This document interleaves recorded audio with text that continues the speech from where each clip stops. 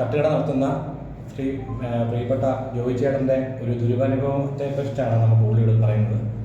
ഈ കഴിഞ്ഞ ദിവസം എറണാകുളം വരാപ്പുഴ സ്വദേശികൾ ഒരു ട്രാവലറിനകത്ത് മദ്യപിച്ച് ആണ് വന്നതാണ് നാട്ടുകാരെല്ലാം പറഞ്ഞത്. കാരണം അവിടെ വന്ന് ഈ തട്ടുകടയിൽ വന്ന് ബീഫിനെ പറ്റി ഒരു വിഷയമുണ്ടായി.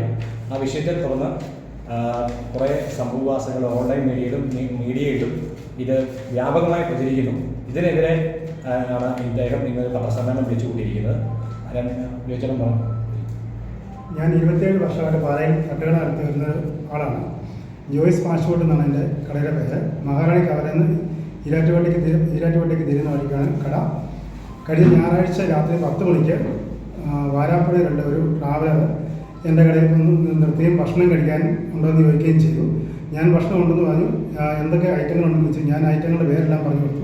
ബീഫ്, പോട്ടി, ലിവർ, മീന, അങ്ങനെ ചിക്കൻ ഐറ്റങ്ങളെല്ലാം പറഞ്ഞു കൊടുത്തു. അവർ ഇന്നലെ കടയിൽ ഭയങ്കര തിരക്കായിരുന്നു. ഒരു 10 മിനിറ്റ് മാറി നിന്ന് കഴിഞ്ഞ് അവരൊരു 10 മിനിറ്റ് കഴിഞ്ഞ് കടയിൽ കയറി കഴിക്കാൻ വന്നു. സ്ത്രീകളുണ്ട്, കുട്ടികളുണ്ട്, പ്രായമായ ഒരു അപ്പച്ചനുണ്ട്, പിന്നെ ആണുങ്ങളെല്ലാം ഉണ്ട്. ഒരു 19 പേരാണ് 20 പേരെ അടുത്തുണ്ടായിരുന്നു. അപ്പോൾ എന്നോട് പറഞ്ഞ ഐറ്റങ്ങളെല്ലാം പറഞ്ഞു കൊടുത്തു. അവർ 7 ബീഫ് ഫ്രൈയും 2 ബീഫ് കറിയും അവരാദ്യം മേടിച്ച്, ദോശയും ഓംലെറ്റ് എല്ലാം മേടിച്ച്. ഫസ്റ്റിൽ എന്നോട് ചോദിക്കുന്ന ഒരു സിംഗിൾ ഓംലെറ്റ് ഉള്ളി ഇടാതെ തരാമോ, ഉള്ളി ഇടാതെ തരാമോ എന്ന് ചോദിച്ചു. ഞാനൊരു കൊച്ചിന് ഉള്ളി ഇടാതെ ഒരു സിംഗിൾ ഓംലെറ്റ് കൊണ്ട് കൊടുത്തു. അത് കഴിഞ്ഞ് എന്തൊക്കെയുണ്ടെന്ന് ചോദിച്ചു. ഉണ്ടെന്ന് ഞാൻ ഐറ്റങ്ങളെല്ലാം പറഞ്ഞു. അവർ 7 ബീഫ് ഫ്രൈയും 2 ബീഫ് കറിയും ദോശയും പൊറോട്ട എല്ലാം മേടിച്ച് കഴിച്ച് കഴിഞ്ഞ് 8ാമതൊരു ബീഫ് ഫ്രൈ മേടിച്ചോണ്ട് ഇവർ HDFC ബാങ്കിൻ്റെ അവിടെ ഇവരെ ട്രാവലർ പാർക്ക് ചെയ്തിട്ടുണ്ടായിരുന്നു. HDFC സൈഡിൽ അങ്ങേ സൈഡിൽ ക്യാമറ ഉണ്ട്. ആ ക്യാമറയുടെ ചേർന്ന് ഈ വണ്ടി പാർക്ക് ചെയ്തിട്ടുണ്ട്. അപ്പോൾ ഈ ബീഫ് ഫ്രൈ ആയിട്ട് ഇവർ AC ക്കകത്തോട്ട് ഈ ട്രാവലിനകത്ത് കയറി ഭക്ഷണം കഴിക്കാനിരുന്നു. അവർ നമുക്ക് നോക്കേണ്ട കാര്യമില്ല. മദ്യപിക്കുകയാണ് അവരെന്ത് ചെയ്യണമെന്ന് നോക്കേണ്ട വിനോദസഞ്ചാരികളല്ലേ, നമുക്ക് നോക്കേണ്ട കാര്യമില്ലത്. അവർ 8ാമത്തെ ബീഫ് ഫ്രൈ മേടിച്ചിട്ട് നിന്നു. ഒരു കഴിച്ച് ഒരു അരമണിക്കൂറായി ഒരു പയ്യൻ ഇറങ്ങുമെന്ന് പറഞ്ഞു. ഒരു 2 കഷ്ണം ബീഫ്, കടയിൽ ഭയങ്കര തിരക്കാണ്. ഒരു 2 കഷ്ണം ബീഫുമായിട്ട് വന്ന് പറഞ്ഞു ഇത് കേടാണെന്ന് പറഞ്ഞു. ഞാൻ പറഞ്ഞു പാത്രം എടുത്ത് കളിച്ചിട്ട്, മോനെ ഇത് കേടല്ല, കാരണം ഈ ബീഫ് ഫ്രൈ ആണ് നിങ്ങൾക്ക് ആദ്യം വരെ തരുന്നത്, പിന്നെ ഇതെങ്ങനെ കേടാന്ന് ചോദിച്ചു. അതിന് അവൻ എന്നോട് പറഞ്ഞു ചേട്ടൻ മണത്ത് നോക്കാൻ പറഞ്ഞു. ഞാൻ എനിക്ക് മണത്ത് നോക്കേണ്ട കാര്യമില്ല, ഞാൻ തന്ന സാധനം ഉറപ്പുണ്ടായിട്ട് ഞാൻ തന്നെന്ന് പറഞ്ഞു. ഞാനത് മേടിച്ച് അങ്ങോട്ട് വേണ്ടെങ്കിൽ കഴിക്കണമെന്ന് പറഞ്ഞ് വേസ്റ്റിലേക്ക് കളയുകയും ചെയ്തു. അത്ര എൻ്റെ ഭാഗത്തിന് സംഭവം ഉണ്ടായി. അപ്പോൾ തന്നെ ഇവരങ്ങോട്ട് വേറെ അതിനോട് 1 കഷ്ണം ബീഫ് കൊണ്ടെന്ന് പറഞ്ഞു. ഇതും കേടാന്ന് പറഞ്ഞു. ഞാൻ ചിത്രം നേരത്തെ നിങ്ങൾ കഴിച്ചതിന് കേടില്ലായിരുന്നു ചോദിച്ചു. അപ്പോൾ 7 ബീഫ് ഫ്രൈയും 2 ബീഫ് കറി അവർ ഓൾറെഡി കഴിച്ചിട്ടാണ് 8ാമത്തെ ബീഫ് ഫ്രൈ വണ്ടിയെ കൊണ്ടിട്ടാണ് കേടാണെന്ന് തിരിച്ചു കൊണ്ടുവരുന്നത്. ഈ ബീഫ് ഫ്രൈക്ക് പകുതി അവരെ വണ്ടിക്കകത്ത് ഇരിക്കുകയായിരുന്നു. തിരിച്ചാലും ബീഫ് ഫ്രൈ ആയിട്ട് എൻ്റെ വന്നിങ്ങനെ വേളം വെച്ചപ്പോഴത്തേനും ഞാൻ ബീഫ് ഫ്രൈ ഞാൻ മേടിച്ചു. ഡ്രൈവറായിട്ട് ഞാൻ ബീഫ് ഫ്രൈ മേടിച്ചിട്ട് പറഞ്ഞു ഇപ്പം കൊണ്ടുപോകാൻ. ഞാൻ അത് കൊണ്ടുപോകണം. എൻ്റെ കടയ്ക്കകത്ത് വെച്ച് നിങ്ങൾക്ക് എന്തെങ്കിലും എല്ലാം പിടിപ്പിക്കുമോ, ഈ ഫുഡ് ആൻഡ് സേഫ്റ്റിക്കാരെ ഏത് ആൾക്കാരെ കൊണ്ടുവന്ന് എൻ്റെ കടയ്ക്കകത്ത് വെച്ച് എന്ത് മോശം ഭക്ഷണം ഉണ്ടെങ്കിലും നിങ്ങൾക്ക് എപ്പോൾ വേണമെങ്കിലും ഒന്ന് പിടിപ്പിക്കാമെന്ന് പറഞ്ഞു. അത് പുറത്ത് കൊണ്ടുപോയിട്ട് ഇത് പിടിപ്പിക്കാൻ സംഭവിക്കുന്നു. കാരണം പുറത്ത് കൊണ്ടുപോകാൻ ഭക്ഷണം വേറെ ആയിമാരെ പോലും. അതുകൊണ്ട് പുറത്ത് കൊണ്ടുപോയി നടക്കില്ല, കടയിലകത്ത് വെച്ച് എന്ത് മോശം ഭക്ഷണം ഉണ്ടെങ്കിലും നിങ്ങൾക്ക് എടുക്കാൻ പറഞ്ഞു. അപ്പോഴത്തേനും പുറകിൽ കടയുടെ ബാഗിലിരുന്ന് കഴിച്ച ഒരു അച്ചായൻ പറഞ്ഞു പൈസ കൊടുത്തിട്ട് ബോഡി എന്ന് പറഞ്ഞു. കസ്റ്റമർ അങ്ങോട്ടും ഇങ്ങോട്ടും ഇവരോട് പറഞ്ഞു പൈസ കൊടുത്തിട്ട് പൈസ ഇല്ലെന്ന് പറഞ്ഞാൽ പോരുന്ന ഓരോ ആൾക്കാർ അവിടെ നിന്ന് കമൻറ്റ് പറഞ്ഞു. അപ്പോൾ ഞാൻ പെട്ടെന്ന് പറഞ്ഞു നിങ്ങൾ ഉടക്കുമ്പോൾ ഉണ്ടാക്കിയിട്ട് നിങ്ങൾ പുറത്തേക്ക് ഇറങ്ങിയിട്ട് നിങ്ങൾ സംസാരിക്കാൻ പറഞ്ഞു. ഇപ്പോൾ ഇവരെല്ലാവരും ഇന്നലെ പുറത്തേക്ക് ഇറങ്ങിയപ്പോഴത്തേനും ഈ പടം കഴിഞ്ഞ് വരുന്ന സമയമായിരുന്നു. ഏതാണ്ട് 10 കഴിഞ്ഞപ്പോഴത്തേനും പടം കഴിഞ്ഞ് വരുന്ന ഭയങ്കര ജനങ്ങൾ കൂടി ഈരാറ്റുപേട്ടയ്ക്ക് പോകുന്ന ആൾക്കാർ മുഴുവൻ അവിടെ വണ്ടി നിർത്തി. എന്നാണെന്നറിയാൻ വേണ്ടി സംഭവം നിർത്തി. കാരണം ഞാൻ 27 വർഷമായിട്ട് പാലായിൽ ഈ പ്രസ്ഥാനം നടത്തുന്നതാണ്. ഇന്ന് വരെ ഒരു ഭക്ഷണത്തിന് ആരും ഒരു മോശം പറഞ്ഞിട്ടില്ല, മോശമായി കേട്ടിട്ട് വരികയാണ്. എന്നിട്ട് ഇവരിങ്ങനെ ബഹളം വെച്ചപ്പോഴത്തേനും ആൾക്കാരെല്ലാം തടിച്ചു കൂടി ഭയങ്കര പ്രശ്നങ്ങളായി, ഒന്നും തള്ളും ബഹളമായി. അപ്പോഴത്തേനും പോലീസ് വന്നു. ഒരു വനിതാ മാഡം ഉണ്ടായിരുന്നു. അവരോട് ഇവർ തട്ടിക്കയറി സംസാരിച്ചു. അവർ പറഞ്ഞു നിങ്ങൾക്ക് എന്തെങ്കിലും പരാതി ഉണ്ടെങ്കിൽ നിങ്ങൾ സ്റ്റേഷനിൽ വന്ന് പരാതിപ്പെടുക എന്ന് പറഞ്ഞു. അപ്പോൾ ഇവർ ഒരു 1/4 മണിക്കൂർ അവിടെ ഒരു 10-20 മിനിറ്റ് അവർ ഭയങ്കര സംഘർഷാവസ്ഥയായിരുന്നു. കാരണം പോലീസ് എല്ലാം വന്നിട്ട് ഇവരെ വന്നില്ല. പോലീസ് പറയുന്നുണ്ട് നിങ്ങൾ ഒതുങ്ങുക, നിങ്ങളുടെ കുഴപ്പമാണെന്ന് പോലീസ് തീർത്ത് പറഞ്ഞിട്ട് അവർ അംഗീകരിക്കുന്നില്ല. ഇവരങ്ങോട്ട് തട്ടിക്കറി. ഇവർ എന്താ ലഹരിയാണ് കഴിച്ചിരിക്കുന്നത് നമുക്ക് അറിയത്തില്ല. എന്തായാലും ഇവർക്ക് എല്ലാവർക്കും തന്നെ ഒരു പൂസുണ്ട്. കാരണം ആ കടയിൽ വന്ന എല്ലാവർക്കും തന്നെ പൂസും. പിള്ളേരൊഴിച്ച് ബാക്കി എല്ലാവർക്കും പൂസുകാരായിരുന്നു. അവർ മദ്യപിച്ചിട്ട് വന്നവരുണ്ട്. ഡ്രൈവർ മദ്യപിച്ചിട്ടില്ല. വണ്ടി ഓടിക്കും ഡ്രൈവറെ അവിടെ ഒതുക്കി വെച്ചത് മദ്യപിച്ചിട്ടില്ലെന്ന് പറഞ്ഞു. പക്ഷേ ഡ്രൈവറാണ് ഒന്നാമത്തെ കാരണക്കാരൻ. ഡ്രൈവറാണ് ഈ ബീഫ് ഫ്രൈ എടുത്തുകൊണ്ട് പോയതിന് കാരണം. പിന്നെ ഈ പെങ്കൊച്ചാണ് ഈ പറഞ്ഞ അവിടെ ഒരു ഓട്ടോ വന്നു. ഒരു ഓട്ടോ അഭിമുഖീകരിക്കാന്നൊരു ഓട്ടോ ആദ്യം വന്നു. ആ ഓട്ടോയിലാണ് ഈ 4 പേരെ കാർമൽ ഹോസ്പിറ്റലിലേക്ക് കൊണ്ടുപോകും. അപ്പം ഓട്ടോറിക്ഷക്കാരനെ ഞാൻ ചോദിച്ചു ഇതെന്നാ പ്രിയനാനി എന്നാണ് അവരുടെ പേര്. തിരിച്ചു വന്നപ്പോൾ ഞാൻ ചോദിച്ചു നിങ്ങളാണ് ഹോസ്പിറ്റലിൽ കൊണ്ടുപോയത്? ഞാനാണ് ഹോസ്പിറ്റലിൽ കൊണ്ടുപോയത്. 4 പേര് കാർമൽ ഹോസ്പിറ്റലിൽ അഡ്മിറ്റാന്ന് പറഞ്ഞു. പെട്ടെന്ന് ഞാൻ എന്നെ അത് ഫുഡ് പോയ്സൺ ആണ് പറഞ്ഞത്. അപ്പോൾ ഞാൻ ഈ പെട്ടെന്ന് ഈ 5 മിനിറ്റ് 10 മിനിറ്റ് കൊണ്ട് ഫുഡ് പോയ്സൺ ഉണ്ടാവുമെന്ന് ചോദിച്ചു. സാധാരണ നമ്മൾ ഭക്ഷണം കഴിച്ചാൽ ഒരു മണിക്കൂറിൽ 2 മണിക്കൂർ കഴിഞ്ഞാൽ ഫുഡ് പോയ്സൺ ഉണ്ടായിരുന്നു. 15 മിനിറ്റ് കൊണ്ട് ഇങ്ങനെ ഫുഡ് പോയ്സൺ. അതിന് ഇവനെ ഓട്ടോ വിട്ടങ്ങ് പോവുകയും ചെയ്തു. ഈ പ്രിയൻ അന്ന് രാത്രിയിൽ നമ്മുടെ സന്തോഷ് പുളിക്കനെ വിളിച്ചു പറഞ്ഞു രാവിലെ ഒരു ലൈവ് ഇടണമെന്ന് പറഞ്ഞു. അപ്പോൾ നമ്മൾ ഈ സംഭവം അറിയുന്നില്ല. രാവിലെ സന്തോഷ് പുളിക്കന് ഒരു സുപ്രഭാതത്തിൽ ഒരു ലൈവ് ഇട്ടേക്കുക. അങ്ങനെ വൈകുന്നേരം നമ്മളൊരു ഓട്ടോറിക്ഷ കൊണ്ട് ഓടിക്കുന്ന ചേട്ടൻ എന്ന് പറഞ്ഞത് നിങ്ങളുടെ കളയെക്കുറിച്ചാണ് ഈ സംഭവം എന്ന് വെച്ചത്. അപ്പം ഞാൻ നോക്കിയപ്പോഴാണ് ഇത് സംഭവം കാണുന്നത്. അന്നേരം മുതൽ നമ്മൾ മാനസികമായിട്ട് ആകപ്പാടെ തകർന്ന് ഒരു സന്തോഷ് പുളിക്കൻ എന്താ ആ ലൈവിൽ പറഞ്ഞിരിക്കുന്നത്? സന്തോഷ് പുളിക്കൻ പറഞ്ഞിരിക്കുന്നത് ഇവിടെ പാലായി ഈരാറ്റുപേട്ട കടയുടെ പേര് പറഞ്ഞിട്ടില്ല. പാലായി ഈരാറ്റുപേട്ട റോഡിൽ തട്ടുകടയിൽ പിന്നെ പഴകിയ ബീഫ് കൊടുത്തു ഫുഡ് പോയ്സൺ പിടിച്ച് 7 പേര് ഹോസ്പിറ്റലിൽ അഡ്മിറ്റാന്ന് പറഞ്ഞു.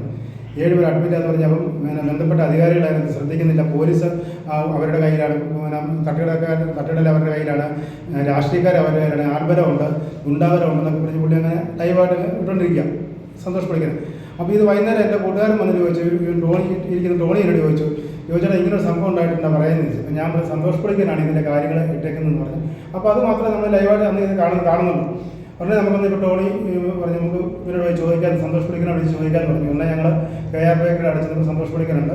അന്നേരം എന്നോട് ചോദിച്ചേട്ടൻ്റെ കടയായിരുന്നു, ഞാൻ അറിഞ്ഞില്ല കേട്ടോ. എന്നോട് പ്രിയനാന്റണി പറഞ്ഞിട്ടാണ് ഞാനിത് ലൈവ് ഇട്ടെന്ന് പറഞ്ഞു. ഈ പ്രിയനാന്റണി എൻ്റെ തൊട്ടയിലൊക്കെ താമസിക്കുന്നുണ്ട്. ഈ പ്രിയനാന്റണി വന്ന് കടയിൽ വന്ന് ഭക്ഷണം കഴിക്കുകയും പാഴ്സൽ കൊണ്ടുപോവുകയൊക്കെ ചെയ്തൊരു വ്യക്തിയാണ്. ഈ പ്രിയനാന്റണിയായിട്ട് നിങ്ങൾക്ക് ഈ അയൽവക്ക സംബന്ധം ഉണ്ടെന്നെങ്കിലും ഒരു കുഴപ്പമില്ല. തലേദിവസം വരെ ഭക്ഷണം കഴിച്ചാൽ ആ പുള്ളി എടുത്ത് ലൈവ് പറഞ്ഞിട്ടുണ്ട്. കേസ് എടുക്കണമെന്നൊക്കെ ഇപ്പോൾ മൊബൈലിൽ കൊടുത്തിട്ടുണ്ട്. ഇപ്പൊ ഈ കമന്റ് പുള്ളി ചെയ്തിട്ടുണ്ട്. ഈ രാഷ്ട്രീയമൊക്കെ ഉള്ള ആളാണോ പ്രിയനാന്റണി? അല്ല, രാഷ്ട്രീയം പുള്ളി ഇങ്ങനെ ആർക്കെട്ടിലൊക്കെ പാര വെക്കാൻ നടക്കുന്നതാണ്. അല്ല, പ്രിയ RJD സ്റ്റേറ്റ് സെക്രട്ടറി ആണെന്നും പറഞ്ഞുകൊണ്ട് വെള്ള ഷർട്ട് ഇട്ട് നടക്കുന്ന ഒരാളാണ്. ഈ പുള്ളി അവിടെ ആരുമായിട്ടൊരു പ്രശ്നങ്ങളൊന്നുമില്ല. ഈ പ്രിയനാന്റണി കൂടുതൽ കൊണ്ടായാണ് അവര് പിന്നീട് ഈ പുള്ളിക്ക് വ്യാപകമായ പ്രിയനാന്റണിയോടെല്ലാം ഈ കഥകളെല്ലാം പറഞ്ഞു കൊടുക്കുന്നത്, കടയെക്കുറിച്ച് ഇങ്ങനെ അഭിപ്രായം എല്ലാം പറഞ്ഞു കൊടുക്കുന്നവരാണ്. അത് കഴിഞ്ഞാണ് അവർ ഹോസ്പിറ്റലിൽ പോയി. അപ്പം ഹോസ്പിറ്റലിൽ പോയപ്പോൾ ഞാൻ ഹോസ്പിറ്റലുകാരെ സ്വാധീനിച്ച് നടക്കുന്നത്. സാറെന്ന് ആലോചിക്കുക, ഈ ഹോസ്പിറ്റലിൽ പോയി ആരെ സ്വാധീനിക്കാൻ, ഈ രാത്രി പോയി PR നമ്മൾ സ്വാധീനിക്കാൻ പറ്റുന്ന കാര്യങ്ങളാണ്. ഇദ്ദേഹത്തിന് 4 പിള്ളേരാണ്. 3 പിള്ളേർ നേഴ്സിംഗ് പഠിച്ചുകൊണ്ടിരിക്കുന്നു. ഒരു കൊച്ചാണെങ്കിൽ ഈ അടുത്ത കാലത്ത് മരണപ്പെടുകയുണ്ടായി. അത് ആക്സിഡന്റ് മരണപ്പെടുകയുണ്ടായി. അപ്പോൾ പുള്ളി ആകെ മാനസികമായി തകർന്നിരിക്കുന്നു. പിന്നെ സാമ്പത്തികമായ ബുദ്ധിമുട്ടുണ്ട്. 3 പിള്ളേരെ പഠിപ്പിക്കേണ്ട ബുദ്ധിമുട്ടുകൾ കാര്യങ്ങൾ നമുക്കറിയാലോ. പിന്നെ ഈ പുള്ളിയെക്കുറിച്ച് യാതൊരുവിധ ആക്ഷേപങ്ങളും ആരും പറഞ്ഞിട്ടില്ല. ഇവിടെയുള്ള നാട്ടിലുള്ള പ്രമുഖരായിട്ടുള്ളവരും സാധാരണക്കാരായിട്ടുള്ളവരും എല്ലാം അവിടെ നിന്ന് ഭക്ഷണം കഴിക്കണം. ഏക വരുമാനം ഇത് തന്നെയാണോ? വേറെ വരുമാനമൊന്നുമില്ല. 3 കുട്ടികളുണ്ടല്ലേ? 4 പേര്. ഈ കാർമൽ ഹോസ്പിറ്റലിൽ ഇവര് ഫുഡ് പോയ്സൺ അഡ്മിറ്റ് ആയെന്ന് പറയുന്നുണ്ടല്ലോ. അപ്പോൾ അവിടെ അത് സംബന്ധിച്ച് എന്തെങ്കിലും നമ്മളെ ആരും ഇതുവരെ ചോദിച്ചിട്ടില്ല. ഇല്ല. സാറേ, ഞാൻ അന്വേഷിക്കാൻ പോകേണ്ട കാര്യം നമ്മുടെ ഭാഗത്ത് തെറ്റില്ല. തീർച്ചയായിട്ടും അവർ ചെയ്യുമല്ലോ. ഫുഡ് കഴിച്ചു കഴിഞ്ഞാൽ 5 മിനിറ്റിനുള്ളിൽ ഫുഡ് പോയ്സൺ ഉണ്ടായെന്നാണ് ഇവർ പറയുന്നത്. പിന്നെ ഇവർ വന്നവര് ഇന്ന് വിവാദമായിരിക്കുന്ന ഒരു കേസിലെ പ്രതി, ക്രിമിനൽ കേസിലെ പ്രതിയുടെ കസിനാണെന്നാണ് പറയപ്പെടുന്നത്. ഈ വന്ന ഡ്രൈവർക്ക് ക്രിമിനൽ പശ്ചാത്തലമുണ്ട്. എറണാകുളത്ത് നിന്ന് വന്ന ഇതിനകത്ത് 3 പേർക്കും ക്രിമിനൽ പശ്ചാത്തലം ഉണ്ടെന്നാണ് ഞങ്ങൾ അറിഞ്ഞിരിക്കുന്നത്. അത് അറിവാണ്. എത്ര കണ്ട ആധികാരികത ഉണ്ടെന്ന് അറിയത്തില്ല. പക്ഷേ ഇത് ഇവിടെ എല്ലാം വ്യാപകമായി പ്രചരിക്കുന്നുണ്ട്. ഇപ്പം ഇദ്ദേഹത്തിനെതിരെ വ്യാപകമായി ഇവർ സൈബർ അറ്റാക്ക് ചെയ്യുകയാണ്. അതുകൊണ്ടാണ് ഞങ്ങളിപ്പോൾ ഇന്ന് ഈ ഒരു പത്രസമ്മേളനം വിളിക്കാനുള്ള കാരണം. മുന്നോട്ട് ബന്ധപ്പെട്ട അധികാരികൾ ഇതിനകത്ത് അന്വേഷിച്ചതിന് നടപടികൾ സ്വീകരിക്കട്ടെ. നമ്മൾ നിരപരാധിയാണെന്ന് തെളിയിക്കട്ടെ. അല്ല, ഇതിനകത്തെ ജോസ് കെ മാണി എന്തോ ഇടപെട്ടെന്ന് പറഞ്ഞ ഒരു സാറുമായിട്ട് ഞാൻ യാതൊരു ബന്ധമുള്ള ആളല്ല. ഞാൻ സാറിനെ കണ്ടെന്ന് പറഞ്ഞാൽ എൻ്റെ മകള് മരണപ്പെട്ടപ്പോൾ സാറ് കൊണ്ട് ഒരു റീത്തും വെച്ചിട്ട് എന്നോട് പറഞ്ഞു വിഷമിക്കണ്ട, ഇതൊക്കെ ജീവിതത്തിലുള്ളതാണെന്നൊക്കെ പറഞ്ഞ് അവൻ എന്നോട് ചോദിച്ചു കൊച്ചെവിടെയാണ് പഠിച്ചതെന്ന് ചോദിച്ചു. നമ്മൾ കൊച്ചു സെൻട്രൽ യൂണിവേഴ്സിറ്റിയാണ് PG പഠിച്ച് പാസ്സായി വന്ന ആളാണ്. ഇങ്ങനെ പെട്ടെന്നൊരു സംഭവം ഉണ്ടായി. അപ്പം നമ്മൾ അന്നേരം ജോസ് കെ മാണി സാർ വരുമ്പം അവിടെ നമ്മുടെ കൗൺസിലറുണ്ട്, പിന്നെ ചെയർമാനുണ്ട്. അങ്ങനെ അവിടുത്തെ നമ്മുടെ പാലായിൽ ഒരു നല്ല ശതമാനം ആൾക്കാർ എൻ്റെ വീട്ടിലന്തരം ഉണ്ടായിരുന്നു. അങ്ങനെ ഒരു അവസരത്തിൽ മാത്രമേ സാറുമായിട്ടൊന്ന് നേരിട്ട് കണ്ടിട്ട് പോലുള്ളൂ. അല്ലാതെ ഞാൻ സാറുമായിട്ട് യാതൊരു ബന്ധങ്ങളും ഇന്ന് വരെ ഒരു ബന്ധങ്ങളുള്ള ആളല്ല.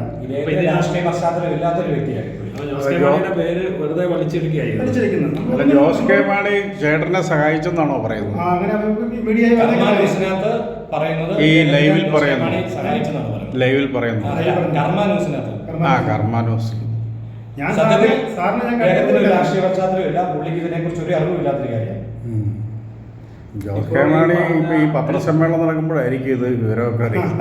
അല്ല, ഇപ്പോൾ ഈ ഇല്ല, പുള്ളി പാർലമെന്റിലെ ഓട്ടോറിക്ഷക്കാരനല്ലേ? പുള്ളി ഡൽഹിയിലാ. അപ്പൊ ഇന്ന് രാവിലെ തന്നെ ആ. ജോസ് ഇപ്പൊ പറഞ്ഞ ഈ ജോസിനെ വിളിച്ചാൽ തന്നെ. അത് ഇങ്ങനെ പ്രവർത്തനമൊക്കെ തന്നെയാണ്. ജോസിനെ ആ, ഇദ്ദേഹം വിളിച്ചാൽ RJD യുവജന വിഭാഗത്തിന്റെ നേതാവാണെന്ന് പറഞ്ഞുകൊണ്ടാണ് സത്യത്തിൽ ഇദ്ദേഹം ഒരു ട്രാപ്ഡ് ചെയ്താണ് പുള്ളിയെ. കാരണം എന്താ വെച്ചാൽ പുള്ളി പിരിവിനായിട്ട് എല്ലായിടത്തും ചെല്ലുന്നതാണ്. എനിക്ക് തോന്നുന്നത് ചിലപ്പോൾ ഒരു പക്ഷേ പുള്ളി പൈസ സാമ്പത്തികമായ എന്തെങ്കിലും ആവശ്യത്തിന് വേണ്ടി ആയിരിക്കാം എന്നാണ് എനിക്ക് എൻ്റെ ഊഹം. ഒരു പൊതുജനം എന്ന രീതിയിൽ ഞാൻ പറഞ്ഞതാണ്. ഈ ഏതോ നമുക്ക് ഗുണ്ടയുടെ കസിനോ ആരുടെ സ്വന്തക്കാരെന്ന് പറഞ്ഞില്ലേ പൾസർ എന്നല്ല, സുനിയ. പൾസർ സുനിയായിട്ട് ബന്ധമുണ്ടെന്നാണ് പറയുന്നത് ആ കുട്ടിക്ക്. ഉം. ഈ പറയുന്ന ലൈവ് ഇട്ടേക്കുന്ന കുട്ടിക്ക് പൾസർ സുനിയായിട്ട് കസിനാണെന്ന് പറയപ്പെടുന്നു. എറണാകുളത്ത് നിന്ന് പലരും പറയുന്നുള്ള അറിവുകളേ ഉള്ളൂ. നമുക്ക് യാദൃശ്ചികമായിട്ട് കാര്യമായിട്ട് കറക്റ്റായിട്ട് അറിയത്തില്ല. അതായത് നമുക്കറിയത്തില്ല. നമ്മളവരോട് പക്ഷെ ഇങ്ങനെ പറയപ്പെടുന്നു. പക്ഷേ ക്രിമിനൽ പശ്ചാത്തലമുണ്ട്, ഡ്രൈവർക്ക് ക്രിമിനൽ ബാക്ക്ഗ്രൗണ്ട് ഉണ്ട്, പുള്ളി കേസിൽ പ്രതിയായിരുന്നു എന്നുള്ള കാര്യം ഞങ്ങൾക്ക് അറിവുള്ളതാണ്. ഇതിപ്പോ നമ്മുടെ ബിസിനസിനെ ബാധിച്ചാൽ അത് കേസ് കൊടുക്കണ്ടേ നമ്മുടെ? നമ്മൾ കേസ് കൊടുക്കണം. കൊടുത്തിട്ടുണ്ടോ? കൊടുത്തില്ല, കൊടുക്കണം. കേസ് കൊടുത്താൽ ആ ഒരു ആധികാരികത വരുള്ളൂ. ആ. അല്ല, ഇപ്പം നമ്മളിപ്പം ഫുഡ് പോയിസൺ ഉണ്ടെങ്കിൽ ആശുപത്രിയിൽ തന്നെ ചികിത്സിക്കുക, അല്ലെങ്കിൽ വേറെ ആശുപത്രിയിൽ പോയി അവർ ചികിത്സിക്കുകയും ചെയ്യണമല്ലോ.